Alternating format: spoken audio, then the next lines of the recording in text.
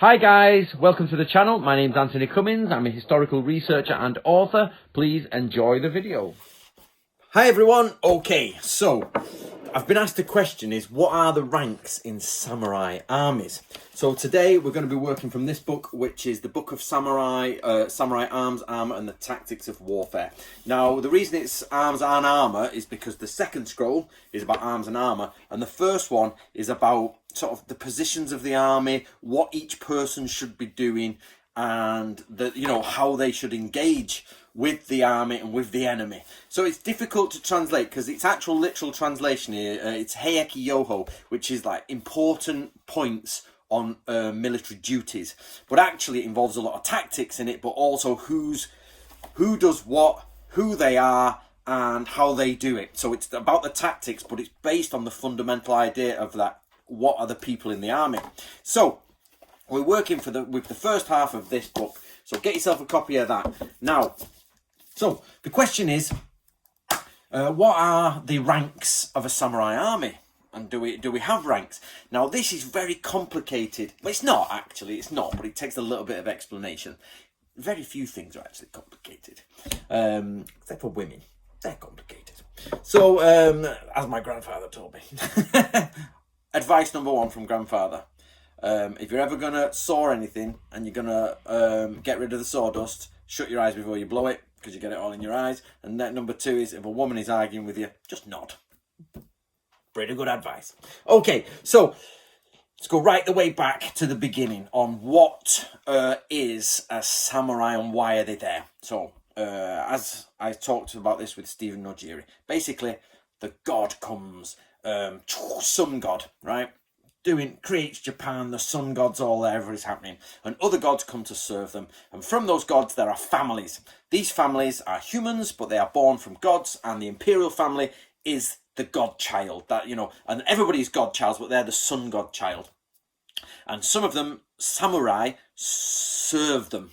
Okay, and then it becomes a military arm and everything like that. So why am I telling you about mythology for ranks is because this is fundamental, is because you're all meant to be serving the emperor. That's it. So you're meant to be serving the emperor. But this is where the problem comes, is the humans, normal humans, the rest of us, interact with god children. And they all interact and the bloodlines mix. So the military arm is also the aristocratic arm, and the aristocratic arm have lost power over to the military arm, and we get problems like that.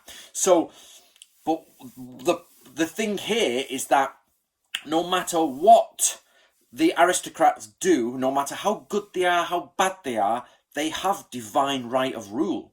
So they are divine captains. They are the leaders of men. They are the leaders of the human race. Japan, and they do not have the Chinese mandate of heaven. So whoever is the strongest and wins, mandate of heaven, that's who is going to win. No, if you are not part of the imperial family, you do not rule. Everybody else is meant to help them rule. So when you get down to like the 1600s, when we're talking about 1500s, when we're talking about full samurai times, you've actually got physical humans dressed in armor who are aristocratic. They've got hundreds of years. They're called princes of the blood.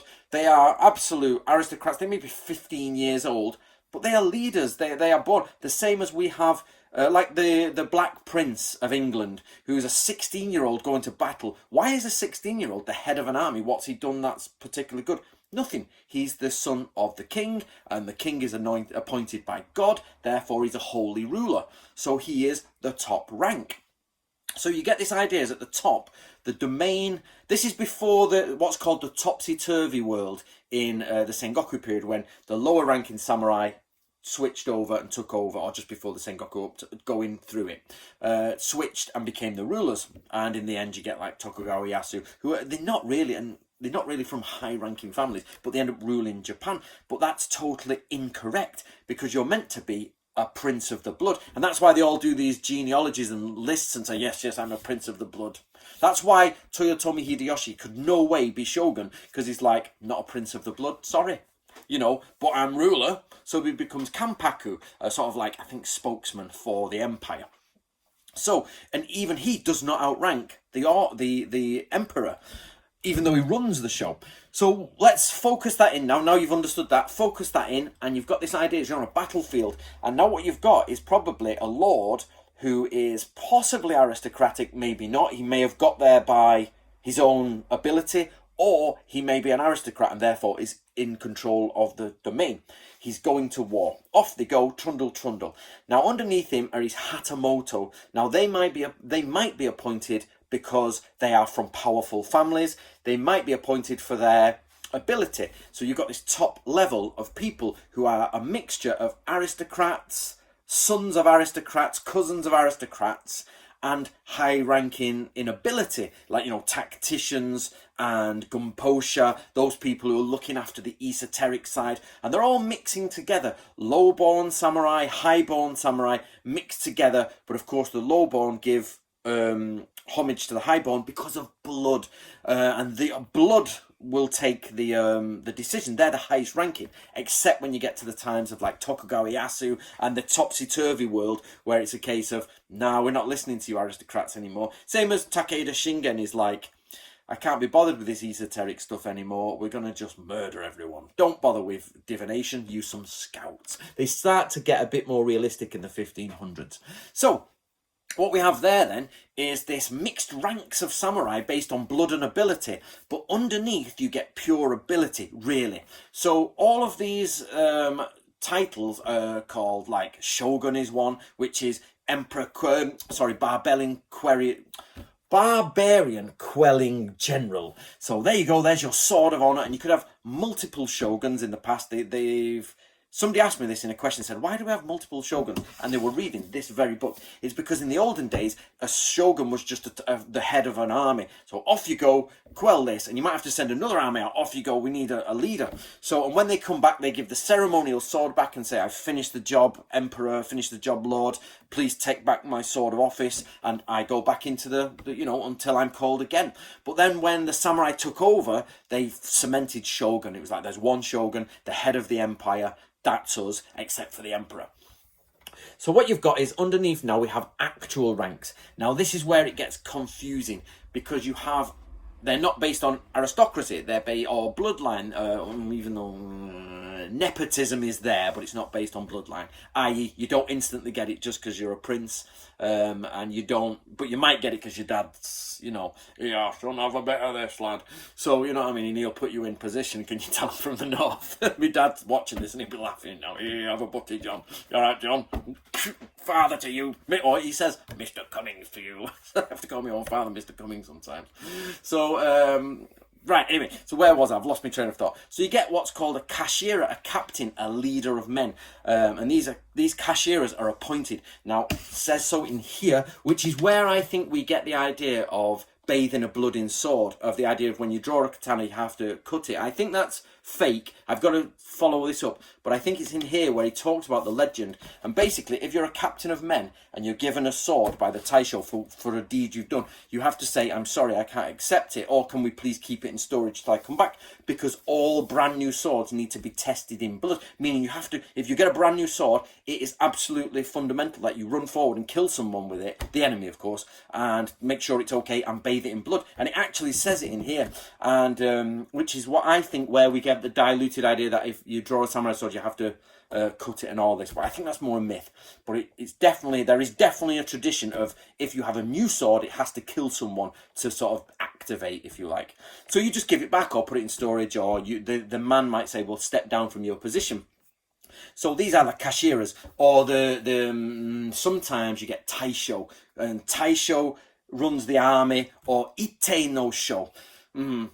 I told you it's not complicated, but it needs explaining. So basically, at the top you've got Taisho in charge of everyone. A shogun at the top, but we've just discussed shogun, so you've got Taisho in front of everyone. Then you get each troop is called Ite, so you get Ite no Sho, which means commander of that troop, and below them you get kashira. Now sometimes kashira is used as a generic term meaning leader, but you get kashira. So then you get ko-kashira, mini ones, and then you get, oh, the word has gone, yoriki, side captains, assistant captains who help. So this is where, when anybody says to me, they're like, Anthony, you don't speak Japanese. What do you do?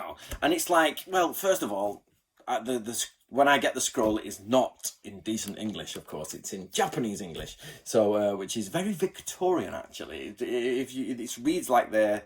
So basically, the way they teach English in Japan is like they used to do in the 50s, which is copied from Victorian English. So it's very much, thou art, we are going to, in go, we do, off we go. You're like, what are you saying? It doesn't make any sense. So it's a bit Shakespearean. So I rearrange it all and then decide, well, what's a captain and what's an ite no sho, and what's the connotation of sergeant over captain? Because you've got a ship's captain who's totally different to a captain in the army. So you're like a captain in the army. So when you have the captain of a ship, because the next book we're doing, book 3, is Suisen Yoho, which is ship stuff. So it's like the ship's captain, but the captain of the troops. And on every ship there are 2 captains. Captain of the ship, captain of the troops. Military arm, civilian arm. And you're like, which one is a non-commissioned officer? And you're like, and in fact, it doesn't actually fit. But I try to make it fit as much as possible. So what we have here is this idea that at the very top is the shogun. Below him, he has ite no sho, commanders of each division. They will have kashiras, captains underneath them, but sometimes they're also known as a kashira because it just means leader. Captain has multiple versions, but under all these you have ko-kashira, and this ko-kashira has like 4 or 5 men with them. But if it's a bit like they're new people and they're from different provinces and you haven't tested loyalty, you have yoriki, which are captains that assist. And then you also have doshin, who are assistants. So it becomes this strategy of this system based on Chinese numbers of 5. So at the beginning you have one person. That one person teams up with 4 other people. They have a ko-kashira or kashira, depending on the text you're using. These 5 people make together times 25 become one thing. 2 of those become 50 people, and you have a commander, a captain in front of all of them. Then they come together, ite no sho, he commands all of those, and then all the way up to shogun. However, in the middle of the army, after it's all gone off, 5, 5, 5, 5, 5, 5, in the Chinese style. This isn't all the way through Japan, by the way, this is one way they did it. So basically you have that at the top, you've got the Hatamoto command group. Now I've translated this as command group, but it's probably better translated as bannermen. And bannermen's an amazing term, but it's a bit Game of Thrones, isn't it? And my books were coming out at the same time as Game of Thrones. I'm like, can we say bannermen? And it's not quite command group, but the command group is in the middle of the Hatamoto. So the Hatamoto represents the command section, but it's sometimes the Hatamoto was massive. And Hatamoto means like under the banner. It's the people of the banner, so people of flags. So bannermen is perfect, but bannermen implies it's sort of like they come to assist, whereas Hatamoto is like your literal middle of the army. So it was a bit like, again, this is what I do. It's like bannermen. Game of Thrones is in fashion. I don't really want to be like, making it a bit fantasy-esque. So how can I pick? So command center, command group is what I went with, or those under the banner, depending on the sentence structure.